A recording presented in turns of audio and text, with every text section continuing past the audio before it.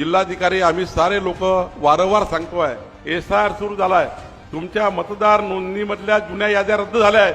जुनी यादी रद्द झाली आहे. आता नवीन यादी तयार करण्यासाठी काम चालू आहे.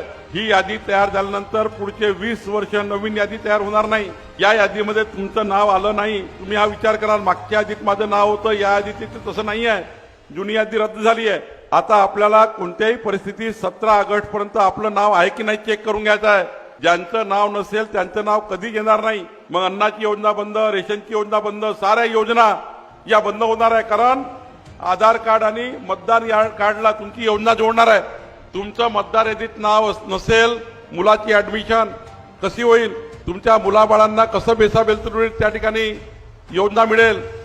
तुम्हाला अन्नाची योजना बंद, तुमची महिला बालकल्याण योजना बंद, तुम्हाला समाज कल्याणची योजना बंद. उद्याच्या बेलतरुडीत राहून काही फायदा होणार नाही. घर आहे पण फायदा नाही, कारण मतदारच नाही आहे, हक्कच नाही आहे.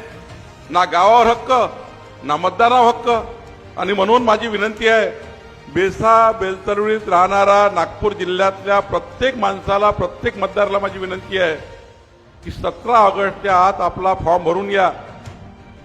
आपलं नाव मतदाराचं आहे का चेक करा.